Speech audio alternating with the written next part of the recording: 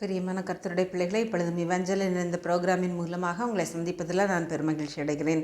இன்றைக்கு கூட நாம் கிருபையை குறித்து தியானிக்க இருக்கிறோம். கிருபையை குறித்த சில வசனங்களின் மூலமாக நாம் தியானிப்போம். கிருபை என்பது ஆங்கிலத்தில் கிரேஸ் என்று சொல்லப்பட்டுள்ளது. இப்பொழுதும் கூட நாம் கிருபை, கர்த்தர் நல்லவர், அவர் கிருபை என்றும் உள்ளது என்று சங்கீதம் 105, 106, 1, 107, 1 கூறப்பட்டுள்ளது. கர்த்தருடைய கிருபை என்றும் உள்ளது. தினமும் கர்த்தருடைய கிருபை உள்ளது. இந்த கிருபையை நாம் எப்படி பெற்றுக்கொள்ள வேண்டும்? அதிகாலையிலேயே நாம் ஜெபத்தில் ஆண்டவரிடம் கேட்டு பெற்றுக்கொள்ள வேண்டும்.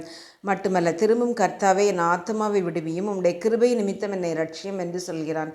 ஏதோ நாம் தவறு செய்து தண்டனை அனுபவிக்கும் போதும் ஆண்டவருடைய பாதத்தில் ஓடி வந்து விழுந்து, ஆண்டவரே என்னை ரட்சியும், உம்முடைய கிருபை நிமித்தம் எனக்கு இரங்கும் என்று சொல்லும் பொழுது அவருடைய கிருபை, அவருடைய இரக்கம், அவருடைய தயவினால் நம்மை மன்னிக்கிறார் என்று நாம் சங்கீதம் 6ஆம் அதிகாரம் 4ஆம் வசனத்திலே காண்கிறோம். மட்டுமல்ல, உமது கிருபையிலே களிகூர்ந்து மகிழ்வேன் என்றும், நீர் என் உபத்திரவத்தை பார்த்து என் ஆத்தும வியாகுலங்களை அறிந்திருக்கிறீர் என்றும் சங்கீதம் 31:7 கூறப்பட்டுள்ளது. உமது கிருபையிலே களிகூர்ந்து மகிழ்வேன் என்று தாவீது ராஜா கூறுகிறார்.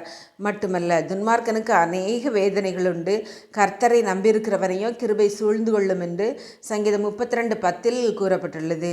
எனவே பிரியமானவர்களே, நமக்கு வேதனையான வாழ்க்கை இல்லை இந்த உலகத்தில்.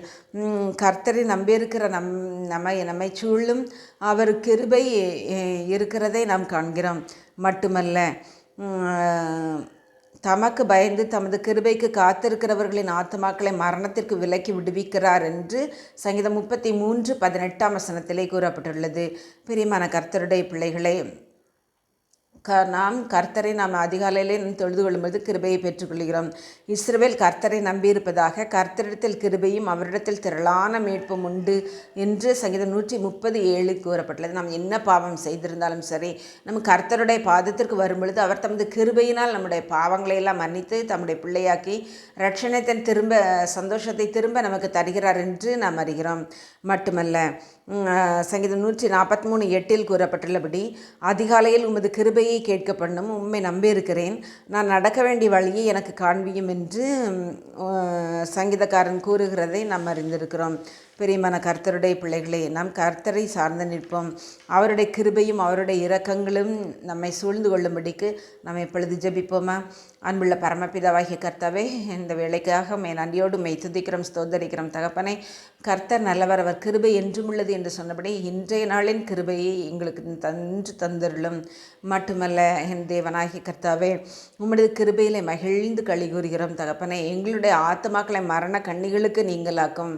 மட்டுமல்ல, அதிகாலையிலேயே உம்முடைய கிருபை எங்களுக்கு தந்து எங்களை வழிநடத்த வேண்டுமென்று உம்முடைய நாமத்தை மகிமைப்படுத்துகிறோம். உம்முடைய நாமத்தை நிமித்தம் நாங்கள் உம்மை கெஞ்சி கேட்கிறோம். தகப்பனே, உமது கிருபையினால் எங்களை சூழ்ந்து கொள்ளும். உம்முடைய கிருபையை எங்களுக்கு தாரும். தொடர்ந்து காத்துக்கொள்ளுங்க, வழி நடத்துங்க.